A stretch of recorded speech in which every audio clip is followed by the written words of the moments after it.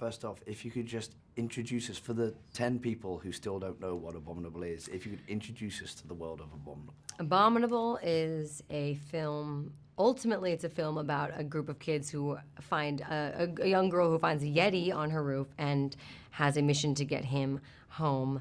That's what it is on paper. But the real journey is kind of the idea of what home is. What does home mean to people? What does home mean after loss? What does home mean when you are a young person trying to figure yourself out?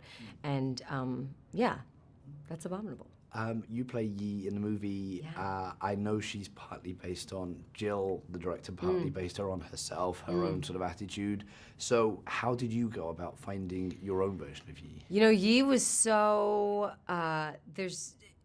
she's so similar to how I was as a child. I mean, I was such a tomboy. I was such like a busy bee, stubborn, creative, kind of independent kid who just wanted more out of everything.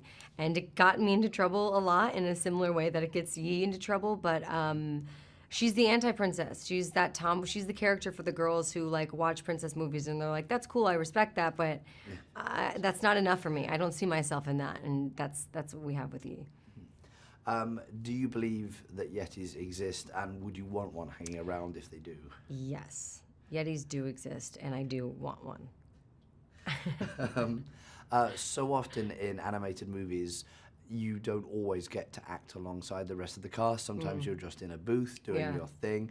I have seen footage of you and Albert and Tenzing doing some scenes together, 1 or 2 scenes together. How much fun is it to actually get to just be there with the gang and just...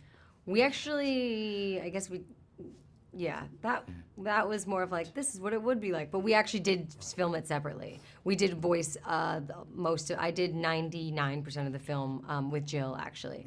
Me and Tenzing did one scene together where we really, in the bamboo forest scene.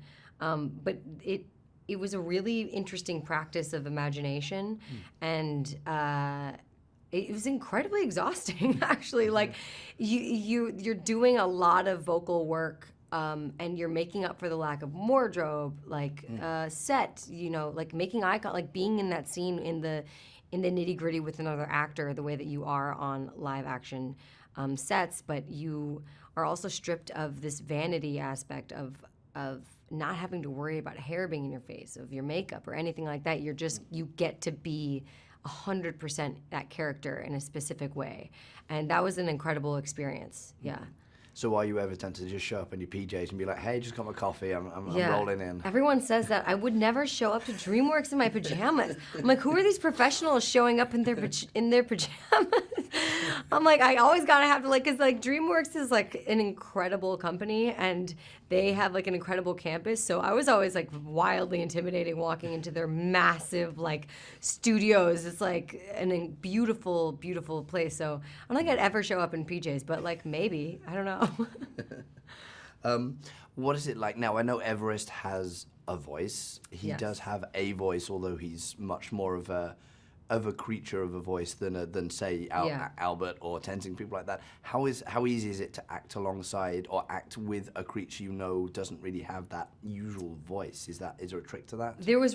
I was never reacting to anything. So it wasn't like with the other characters, Jill would voice their lines, but that was when I was kind of in my complete state of imagination, and there's a lot of the times where you're reading the lines, but you're also kind of in this other kind of out of body experience where you're fully not present in where you are standing, and you are imagining that you're looking up at this bigger thing, and we weren't acting to any noises or anything like that, and we only had a few kind of examples of how he moved or what he would be doing. So I became very specific with Jill, and this is why Jill is such an incredible director, is I would ask her very probably oddly specific questions of like, so is he leaning down right now? Or is he sitting up? Am I touching his face? Am I doing this? What specifically? Because when you talk to someone like this, it'll be different rather than like if you're yelling at them and do it like, so there's little details and logistics that you are subconsciously kind of calculating when you're in real life. And so once you get the hang of that, everything kind of becomes magical. What are you hoping people take away from the movie? I mean, obviously it has a great message to share about nature and about also in terms of with Jin, it's disconnecting maybe a little bit from always looking at your phone. Yeah. Is there something you specifically are hoping people take from Abominable? There's so many different things that I hope people take away, but I think most importantly for me, I just want people to see that there can be a story that stars a young woman who is Chinese, that is set in China, and it can be a completely universal story for every single type of person to love. That you don't have to be a Chinese girl to love this movie. You don't have to be Asian. You don't have to be a girl. You could be every different type of Yeti and still love this film because it's a good film. Every different type of Yeti, like it. And then, so you mentioned about the challenges and everything. Was there one scene in particular where you were just like, oh, how are we going to do this when I have no idea? Like there's a canola field that's turning into a wave. How am I acting this? I think the most difficult parts were honestly the efforts of any sort of action efforts. My first instinct were to do like Marvel action efforts, which is when I would play, the superhero that I played, which is like, it's much more like real fighting.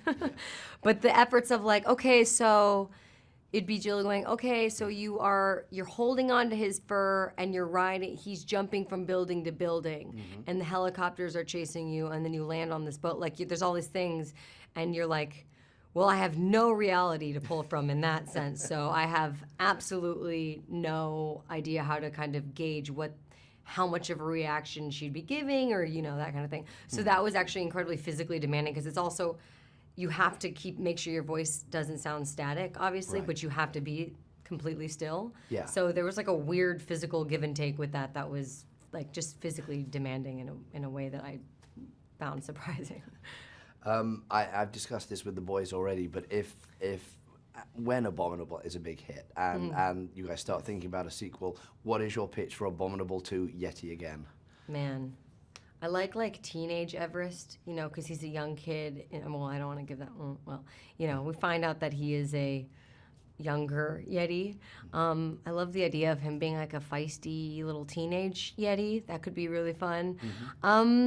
I just want to see where he is. I have the potential is endless. I just hope people love the first one. So then, final question.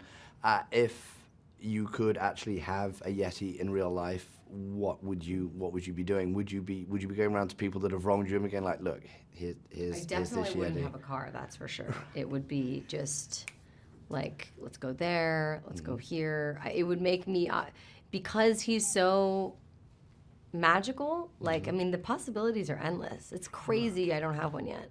Yeah. I'm waiting for DreamWorks to give me one. It just seems fair, doesn't it? It's all I ask. You've put all the work in now. You guys. Where's the Yeti? Wrap gift.